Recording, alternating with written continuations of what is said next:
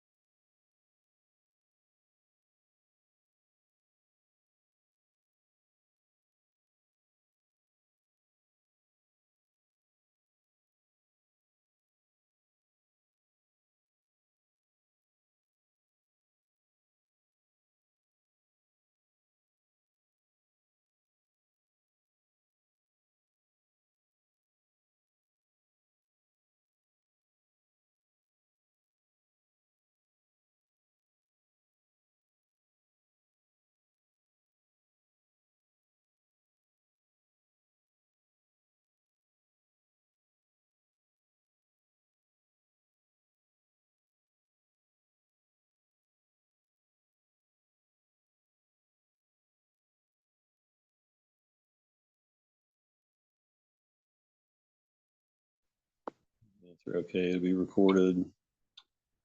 And Rajesh Varma something. right. Participants.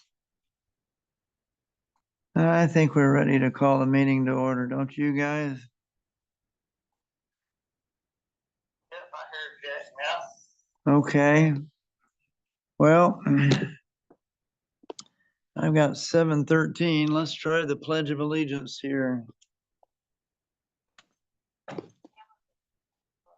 7:13. Let's call the Jacksonville Range Association, Inc.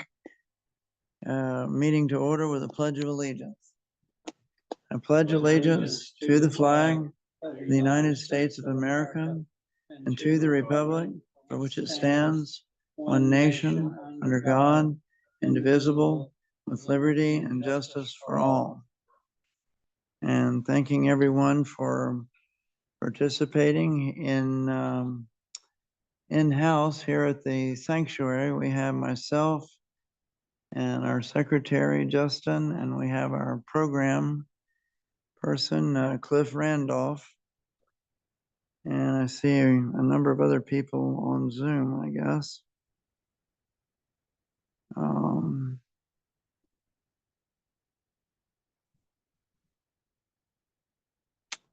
Anyway, why don't is there any real pressing old or new business? I'm thinking it might do us well to start with the program and then go into the business after the program.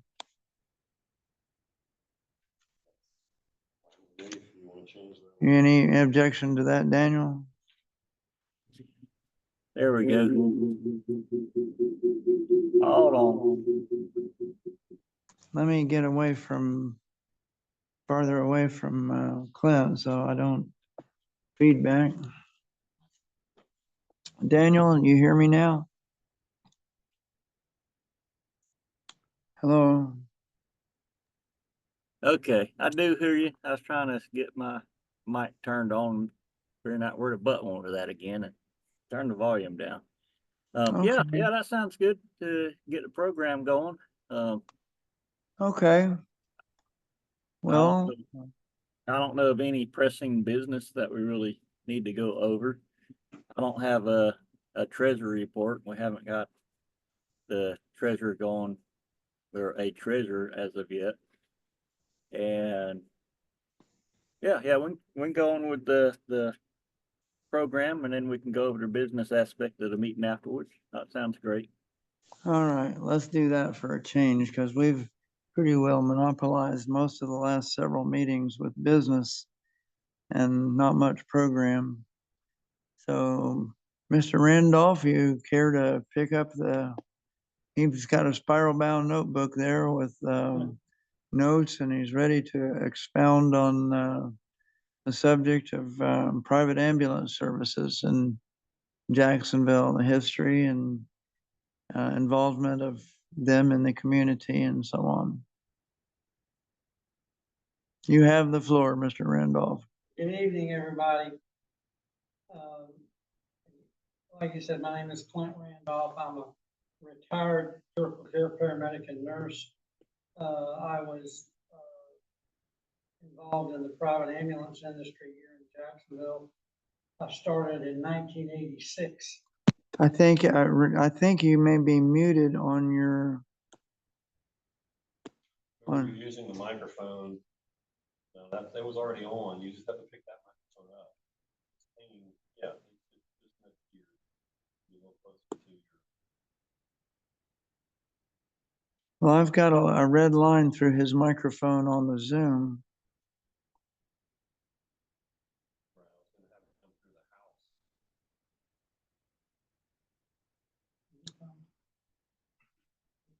Should take up down there. Check. Ah, there you go. Yeah, and we're still not coming through Zoom.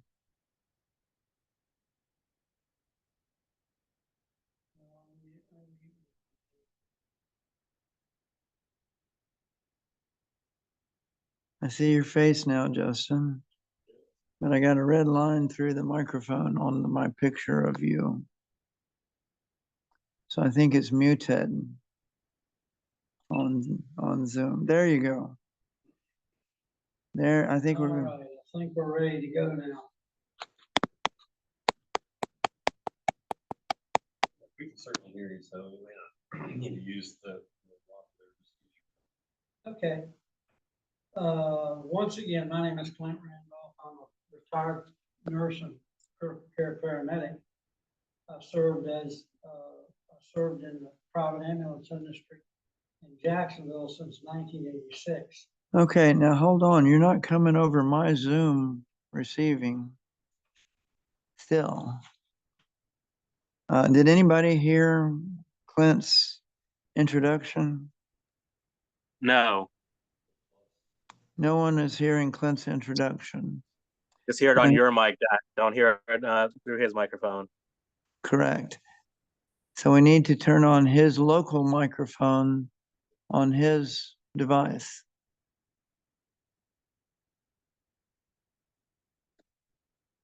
And we're working on it. Justin's giving him a hand. Does this go through the Zoom too? No?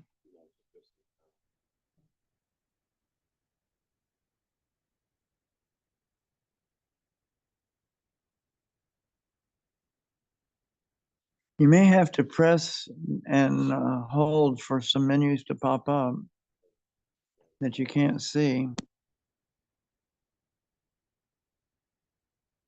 Not terribly familiar with it.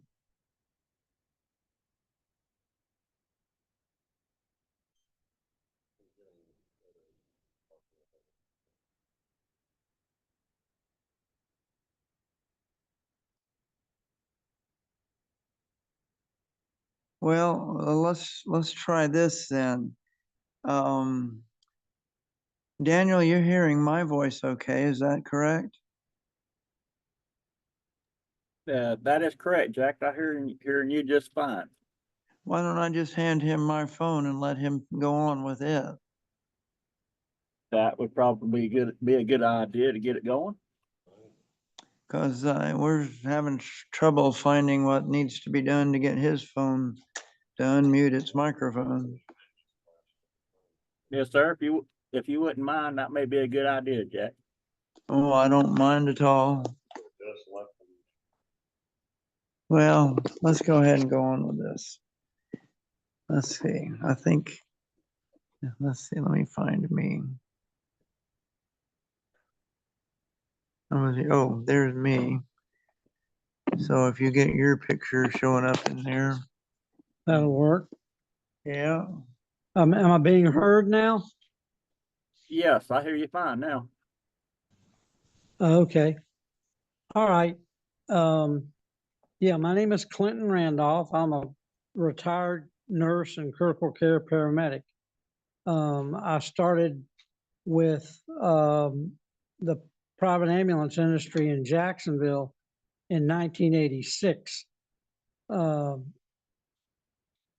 38 years ago. I'm gonna go, yep, I'm gonna go over a little brief history of ambulance services in the Jacksonville area, and then talk to you a little bit about how we help in disasters. The very first ambulance in Jacksonville, and the second city in the South to actually have an ambulance, was in 1910. It was a 50 horsepower ambulance with leather seats and brass accoutrement inside that was touted to be the top end on ambulance care there was. It was bought by a local funeral home who, from then until the 1960s, was who predominantly provided ambulance service. They started because they already had the hearses, and that to begin with, a lot of the funeral homes just put stretchers in the hearses and put a red light on them, and use a siren and use those as ambulances. The care you received was pretty much nil. They just basically scooped you up, ran to the hospital as fast as they could. Treat them with gas. That's kind of the way it was. In the 1960s, the federal government got involved, and the U.S. Department of Transportation published the in conjunction with the American College of Surgeons, the first EMT manual. I actually have a copy of the first edition of that book. That's when I took my first EMT class in Georgia, but long time ago, 50 years ago.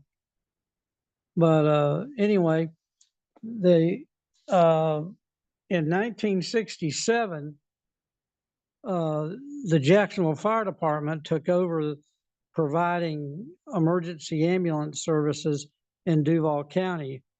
Actually, what happened was the ambulances here in town, I think there was one unaffiliated private ambulance, and then the rest of them were the funeral homes.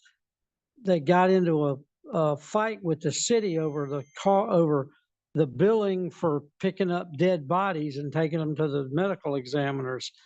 And they got so upset, they took the all their ambulances down on Bay Street, turned the lights and sirens on full blast, locked them up and left.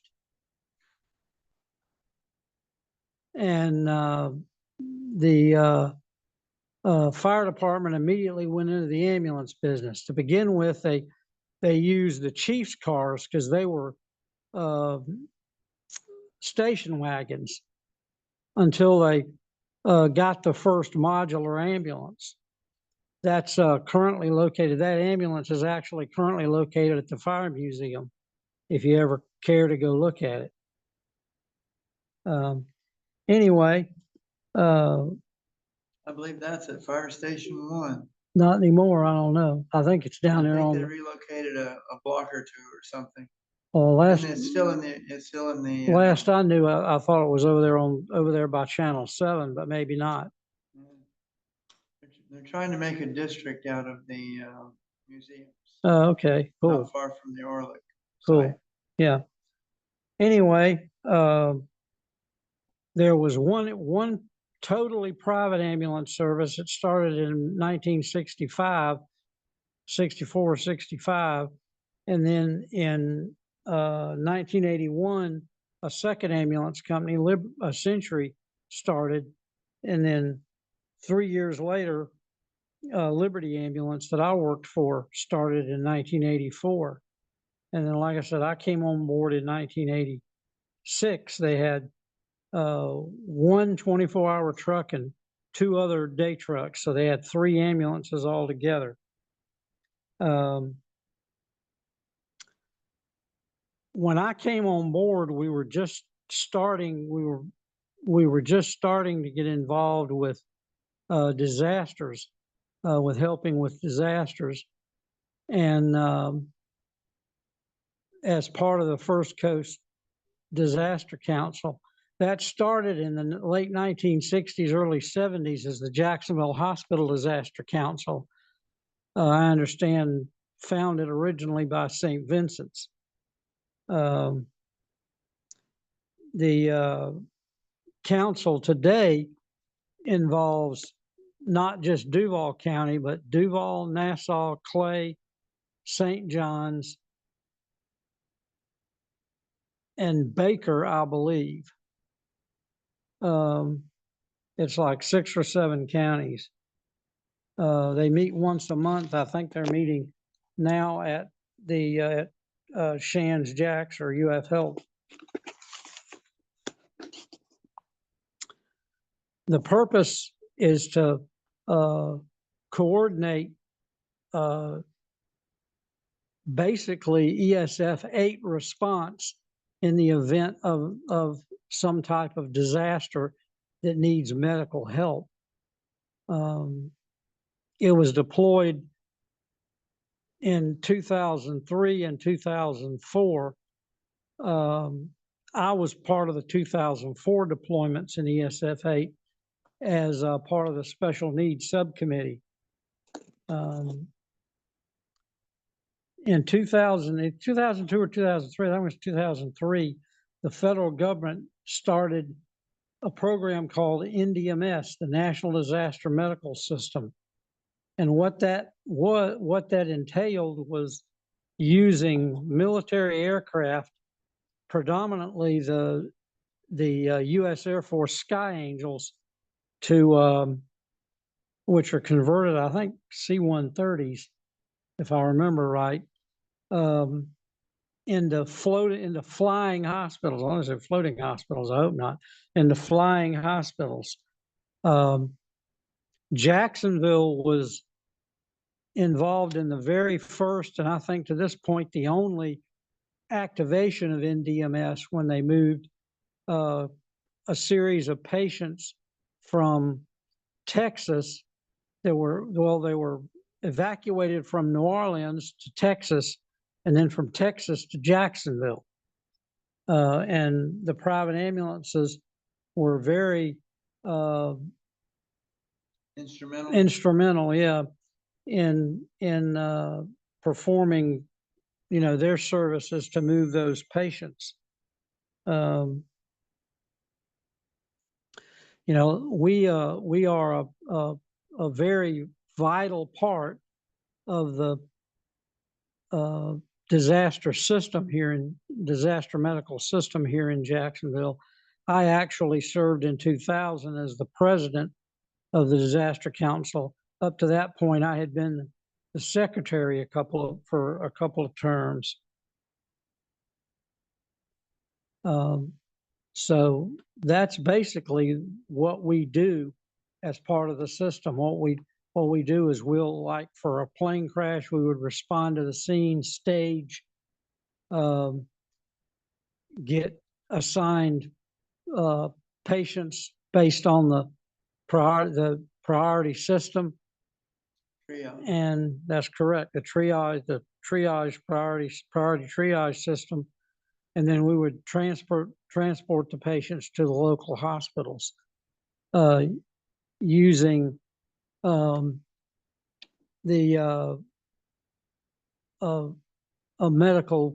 medical system that's right there on the scene. An incident commander would be in touch with the hospitals to decide who had what kind of beds where. Correct. The hospitals would call in and let them know how many beds they had of each kind. Only problem with that's a lot of times that, if it was bad enough, they obeyed that until everything filled up, and then it was kind of, you took them to where the closest one was at that point.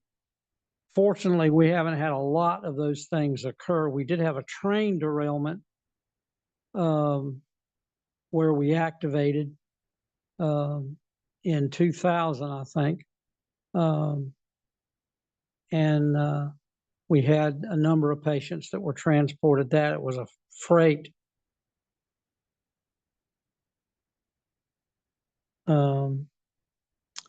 Well, that's about it that I had. Does anybody have any questions for me? What kind of radios are you using in the current day? Well, versus in currently, the old day? we operate on 440 megahertz band. 444, 400. Yeah, UHF. And we also have VHF capabilities.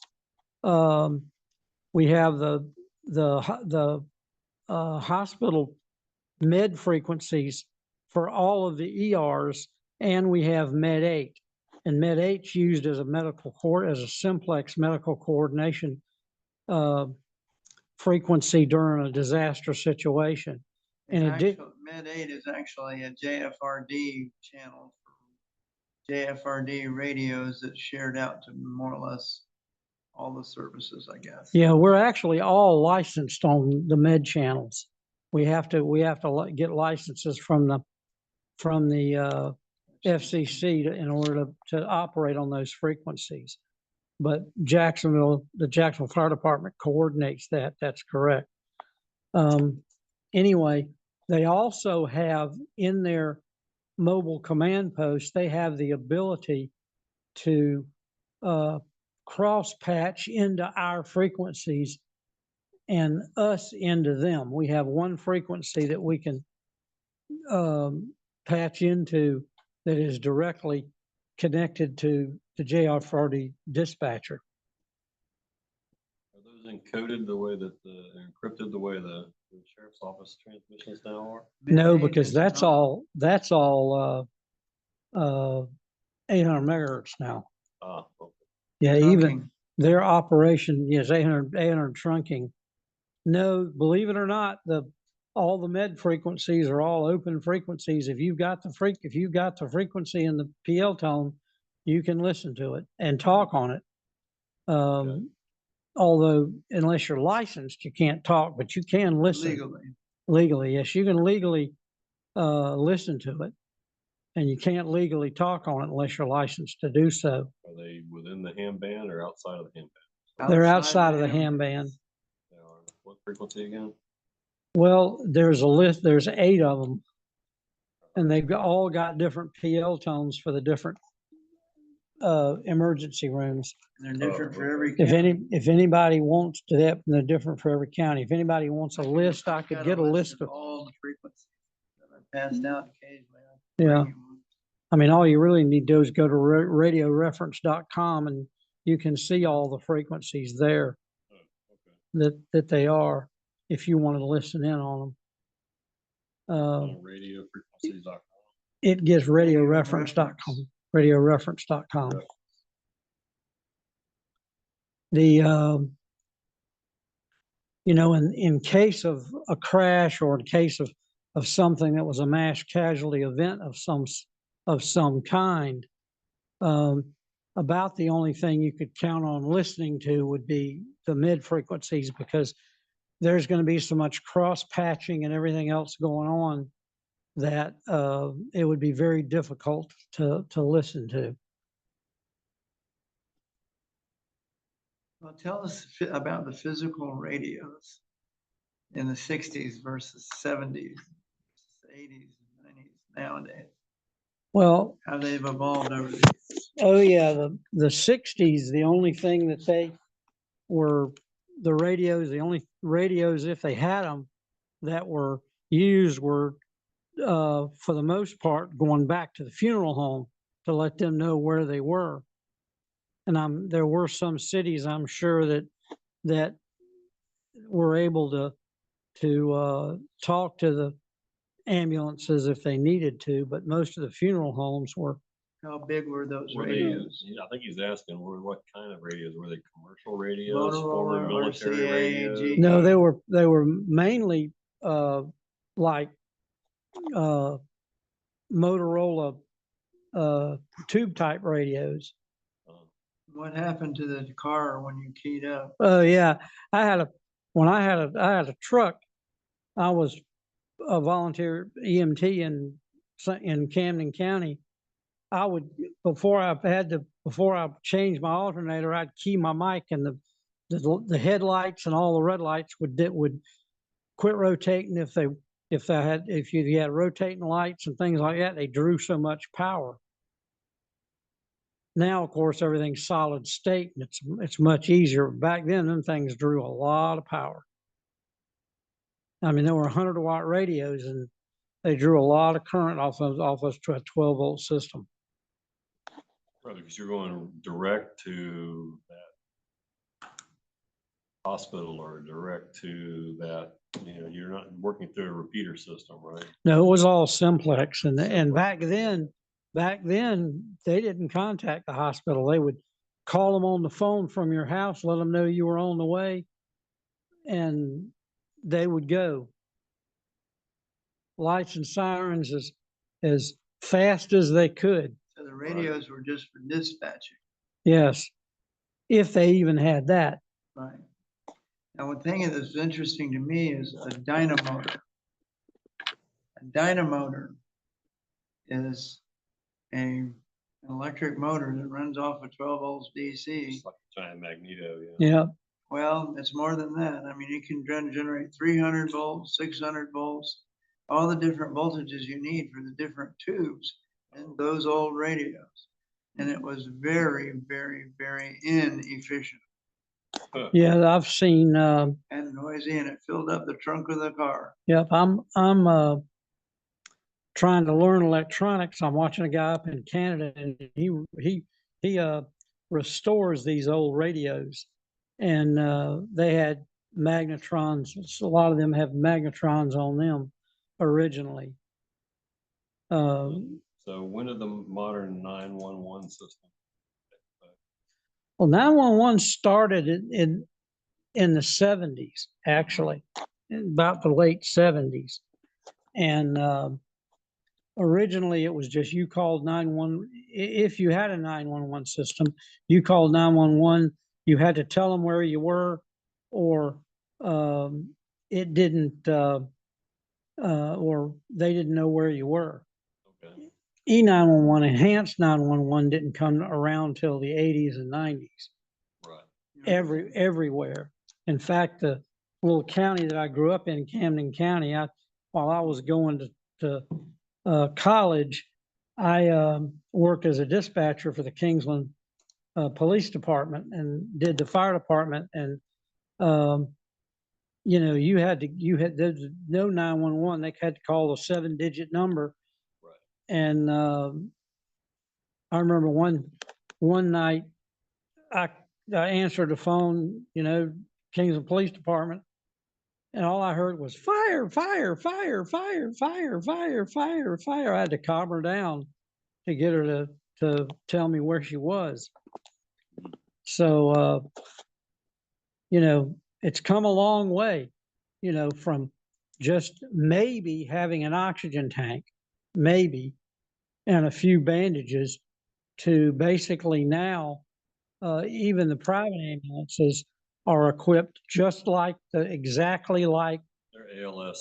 their system. ALS systems, exactly like the fire Ambulance. departments are. In fact, Robert Asaph was a former fireman anyway. he was my boss. Right, and a good friend of mine, Todd Buchanan, works with. Yep. Pretty- Todd's a good guy. He Yeah. good friend of mine until I mean, I haven't talked to him since he left. Oh, he's retired. I'm sure. Like, I know. one point of interest vaguely is those old radios we're talking about, when they became surplus, they turned into ham repeaters, They did.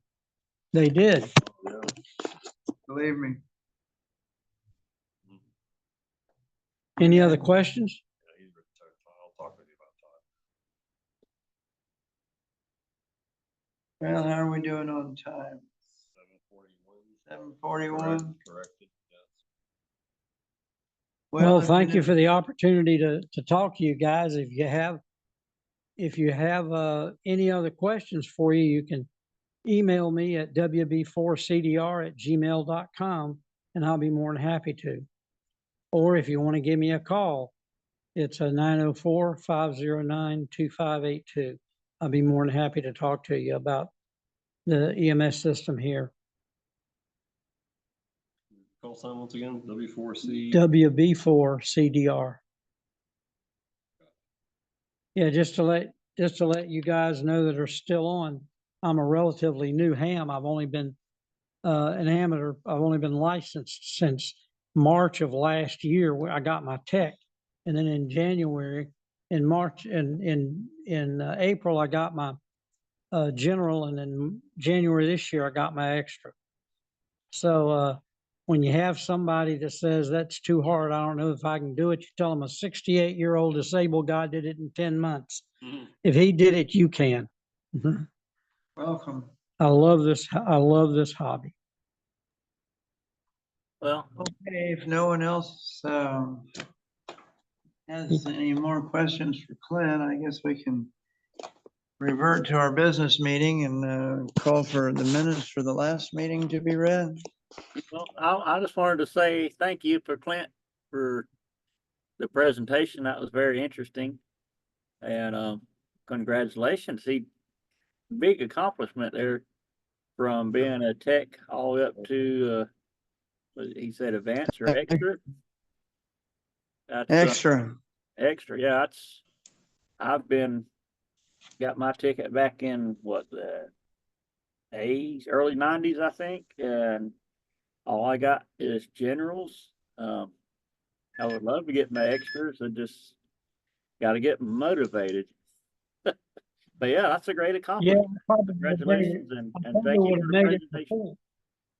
Yep, you're welcome. I probably would have made it earlier than that, but I wasn't very motivated for a while myself. I feel your pain. Well, life happens and you kind of have to live it, making a living and all that kind of stuff. But anyway, we ready for the minutes, Justin? Okay, so for the minutes from our March 5th meeting, where the meeting was called to order at 7:15. Hey, Jack, Jackson just you got- might want to hand Justin again. Yeah. You may want to hand Justin the phone so we can hear him. Or get closer to him, maybe. Oh, I was muted. Can you hear me now? You're not coming over to this one. Hang on.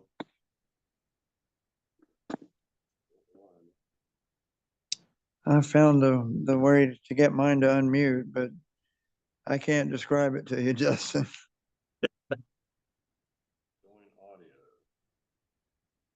Recording in progress. That could be feedback between you and I. I'm walking away.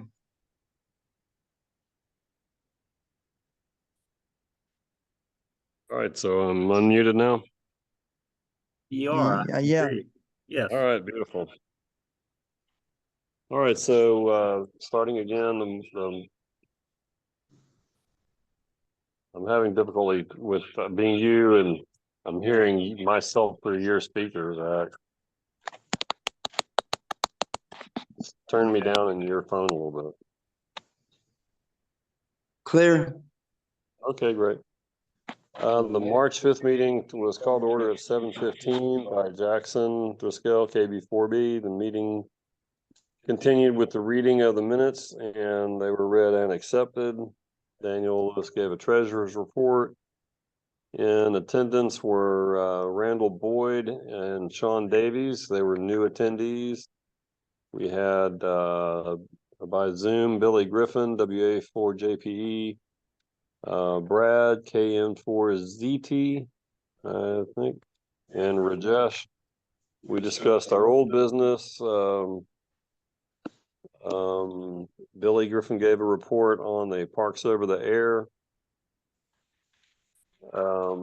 that we did at Fort Caroline.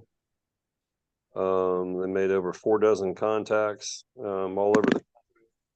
That gave some additional fill on the history of Fort Caroline. I gave a repeater report. Then Jackson listed all of the open positions and described the activities for each one. And their new business, we scheduled a March 9th workday at Nemours Children's Clinic.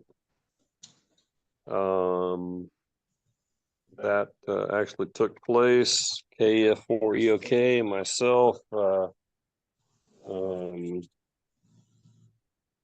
Hang on. Present.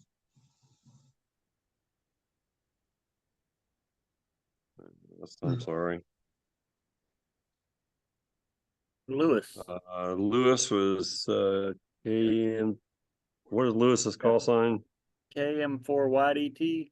Yep, KM4YDT, right, and Bill was there. Didn't Bill attend? Yes, sir, Bill. I don't remember his call, but I'll have it in the minutes. Anyway. At that time, we replaced 2 antennas with antennas donated by Daniel, KF4EOK, including a tri-band antenna.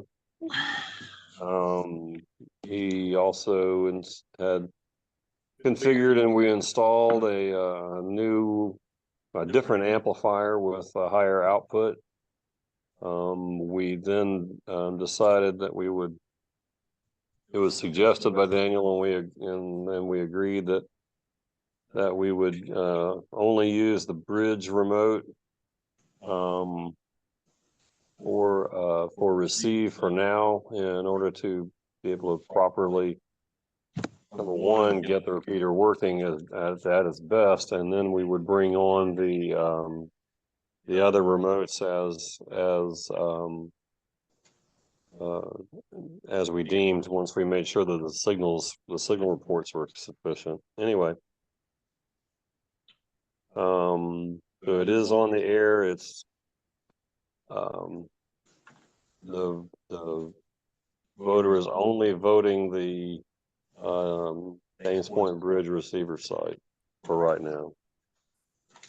yeah. We continued the meeting with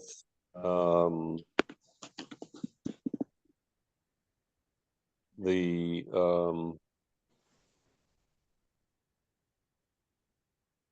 desire to double our membership by the end of summer. We talked about scheduling our next board meeting. That discussion was tabled briefly.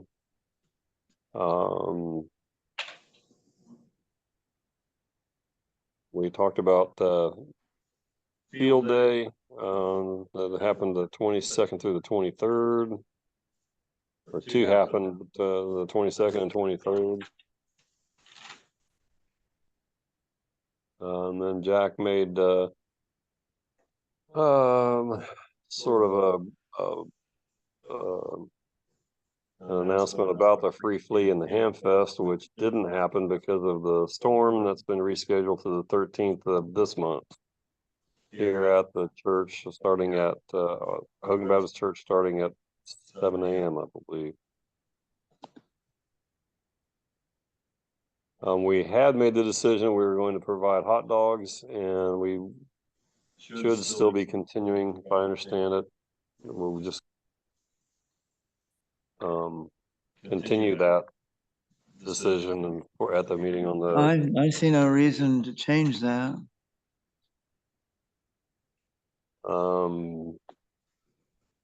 Brad, who was in attendance, suggested the April Parks Over the Air activity, and we discussed it but did not schedule it yet.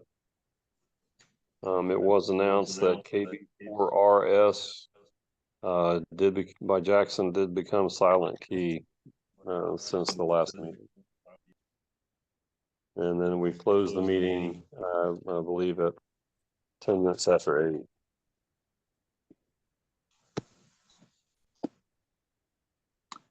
Okay. Any questions about the minutes? Do I hear a motion to accept the minutes as read? The only thing I'd like to correct, Justin, was he stated that the voter was only voting the one Dames Point site. We actually took the voters completely out of line. So That's right. we're not voting anything. We're just receiving the signal from the Dames Point and retransmitting it. Other than that, that sounds like a good recap of our last month's meeting. Okay, very good.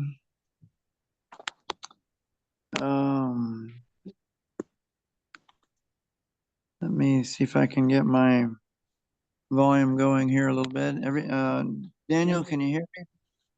I can hear you fine. Okay. If we get feedback, you may need to turn yours down, Justin, on audio. I'm doing that right now. Okay, very good.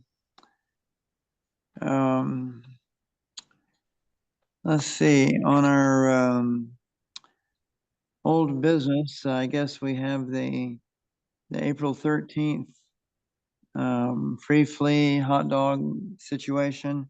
Shall we call that our April activity, or do you want to think about another monthly activity for April? We didn't have one for March because it fell through for weather. Well, originally it was going to be the Free Flea. Right, Since that fell through, we didn't have one. right. I would say let's just do the Free Flea again for the activity for this upcoming month. I hate that we missed it last month, but we tried and we planned, so that's all we can do. Right. Yeah, I will be back for our next meeting. I should be getting back the 5th or 6th, and I should be back home Monday if all goes as scheduled and planned with no breakdowns. And so Tuesday I will be there, be able to run the meeting. And from that point forward, I'll be able to be more physically involved with doing stuff with the club and having monthly activities. So we can, well, I will be able to help and hopefully be able to improve that. Maybe get really ambitious and have 2 activities a month. Maybe catch up, make up for some that we've missed. So, but yeah, we can do that. And I am hoping to have our new website launched here hopefully this week, but I'm not going to promise. But soon we'll have the new website launched and running. And it will always be a progress ongoing, but it will be launched. And hopefully somebody will see where we can improve on it and we can continue to grow from the new one once we get it launched and everybody sees it. And I guess that would be new business upcoming. And oh, the membership. We talked about doubling our membership this year. If each one of us brings one person into the club, we essentially will double our membership. I brought somebody in last month. He's not a ham. He wants to be, but he went ahead and joined. So he's a member, but I guess a non-voting. And we try to encourage him to start studying and take his test. His name is Scott Adams. He lives out at Atlantic Beach. And he's not in town a lot. Right now he's down in Fort Lauderdale. He has a home down there and gonna spend 2 months down here in the Keys and I think July and August. So we'll see how long anyway, I'm gonna keep encouraging and pushing him to take his test so he can get more privileges with the club and actually become a ham. But yeah, if each one of us can bring one member into the club, we'll essentially double our membership. And that's what I would like to see us do this year. So we can grow the club and continue to be a functioning club. I managed to speak with a couple of old former members myself. And it was mostly, we're getting, it was mostly through voicemail. So I didn't really get any, specific responses yet. But I think I'll try to continue doing that, see who else I can come up with and speak with. But anyhow. Yeah, the new website will have an easier interface for taking memberships, seniors. I I knew it, but didn't remember or pay much attention to it. But like if you, for example, Jack, if Linda wanted to become a member, well, she would be a family member and she can join for half of the membership dues. And if she's a senior, it would be only $5 for her as a family member living in the same household. Her membership dues would only be $5 for the year. Right, $10 for me as a senior, and then $5 additional for to become family members, and it's not limited to one.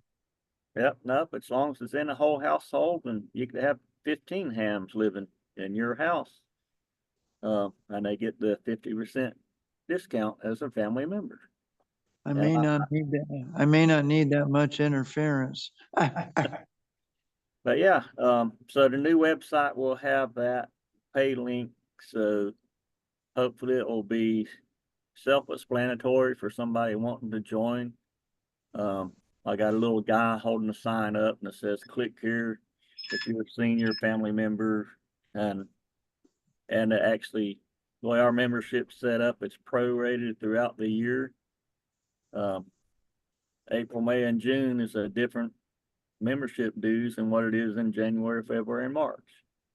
So anyway, once I launch the new website, it will have underneath the membership and the dues and renewals, it will have all that. Hopefully I'll have it. Hopefully it won't be too complicated. It'll be self-explanatory where it'll be easy for somebody to just click a button and pay their dues or join. So that was my goal for that membership page.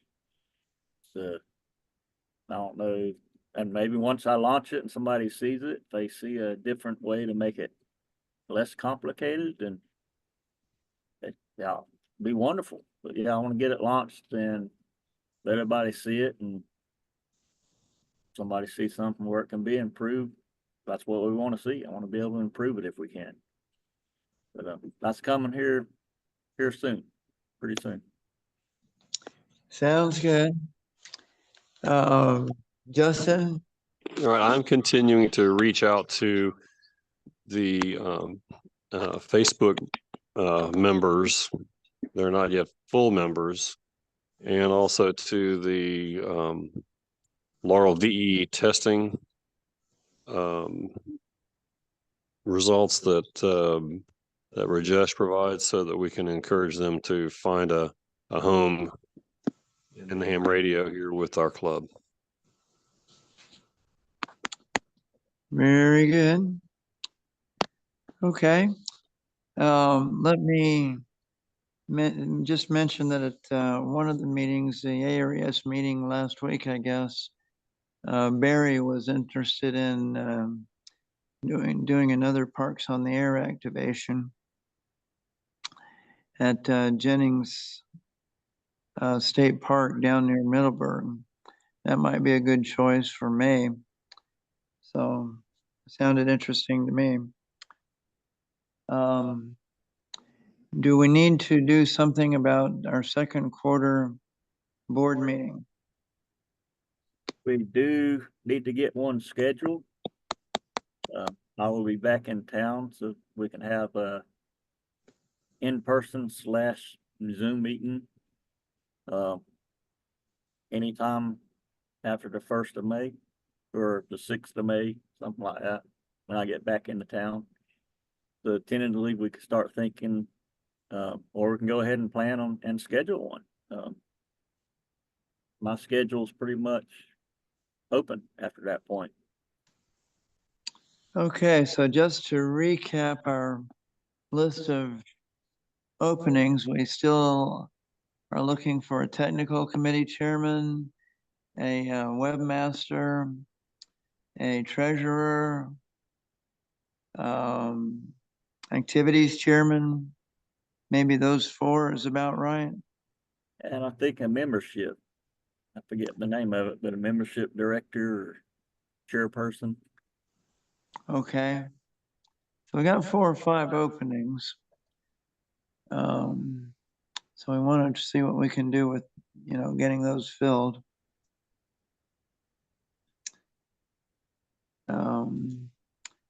On old business, I don't have anything else. Does anyone else have anything else for old business before we move on to new business? No, only I did want to ask, my remote link is not working to the repeater or to my station. Has anybody been using the repeater, the 7.6 machine? And if so, has it been operating and working better? Well, I hear it IDing it through the night.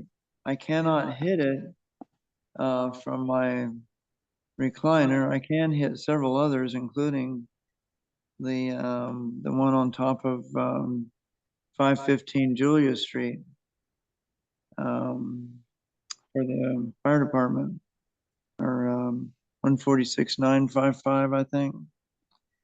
And I can hit 146.70. I cannot hit 146.76.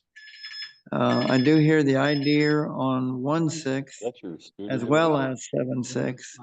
It's no longer distorted like it used to be. Oh, I see. Yeah. You I could see be what in that the same situation I'm in, Jack. I'm affected more than you are, but you are close enough. Mhm. The That's my HTs fault. just do not work at my QTH because it just, I'm underneath all those towers there. So maybe that could be affecting your performance also, sitting there where you're at, because you are. Well, as it turns out, I'm not using an HT. I had a car accident February 14th and had to pull everything out of the car for it to go to the body shop for 6 weeks. Got it out yesterday, but anyway, I set up what had been my mobile, the FT 8800 RE, and with an antenna at a fairly good spot in my condo up on mag mount on top of the hot water heater that allows me to hit all those other machines. And of course, I'm running, I don't know, 40 or 50 watts, I think, on 2 meters, thereabouts.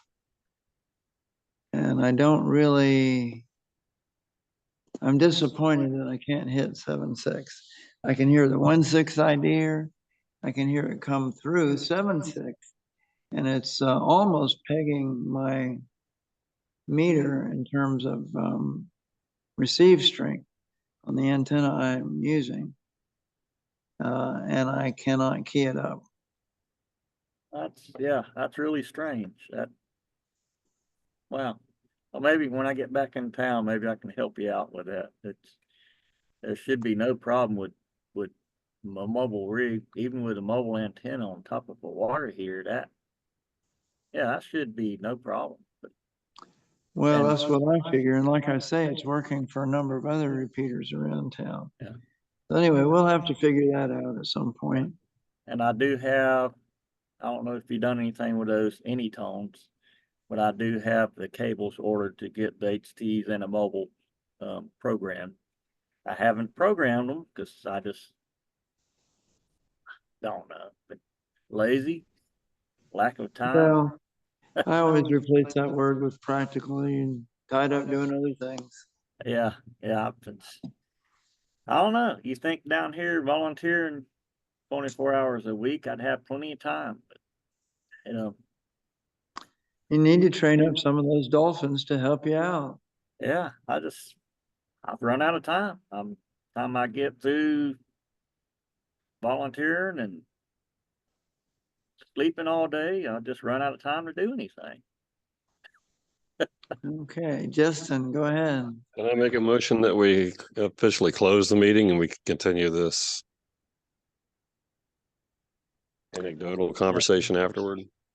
Well, so far, everything we've talked about is pretty much old business. Is there any new business that we need to get into at all? I'm not aware of any. None I can think of. Well, there is. I have dropped the ball. Let everybody know I have forgotten. It's sitting on the dash of my truck. The 6-meter preamp. Since we started the meeting tonight, made me think about it. I have not checked into getting that thing sent off and repaired. So that is my fault. I should have already done that, and I haven't. I'll make myself a note or put it here on top of my, right here in front of me so I don't forget. Okay, I really drive the truck. So yeah, when I got back from Jacksonville, I haven't seen it. But something made me think of it right now. So yeah, I need to, that thing we all approved to get it sent off 2 months ago, yeah, I'll make sure I get that done. But I've forgotten, dropped the ball on it, but I'll put that forefront, so I'll make sure I get that done the next week or so. all right. I think that's still old business, so, but it doesn't matter too much. I'm not that picky. I don't know of anything else we need to cover tonight. Does anyone else? Do I hear a motion to adjourn the meeting? I already made one. It only needs a Oh, second. I probably didn't catch on to that. Yeah, I'll second the motion. Okay, we have a second, so all in favor, say aye. Aye. Okay, well, thanks for everyone for being here. Today is my 36th wedding anniversary to my wife, Linda. She was awakened this morning, or when she woke up, she found 3 vases, each with 12 long stem red roses in them. So, Congratulations, Jack. thank you. And tell Linda that, wow, that's an amazing, she's put up with you for that long. Indeed. Uh, She unfortunately is working her way up the protocols to probably, I think, head for a number 3 back surgery. Oh, no. Anyway, she's always in pain, except when she's asleep. And So- yeah, Anyway, thanks for being here, guys and gals, and talk to you later. yes, sir. Thank you, everybody, for showing up, and, thank Clinton again for the presentation. That was, yeah, didn't realize that was using funeral or the meat wagons. So, Yeah. That's That's probably how they got to be called meat wagons. probably so. I didn't think about that, but yeah, that's interesting. That's, Yeah. Thank Again, you once thank again, Clint. yeah. All right, well, I'm gonna start shutting down lights and setting alarm codes and this and that. All right. Thank you, everybody, and have a good evening and a safe ride home. Thank you. Have a great Okay. night. Bye-bye.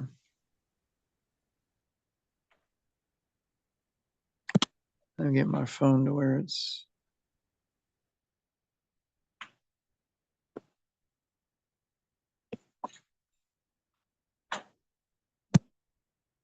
See if I can get my phone to settle down a smidgen.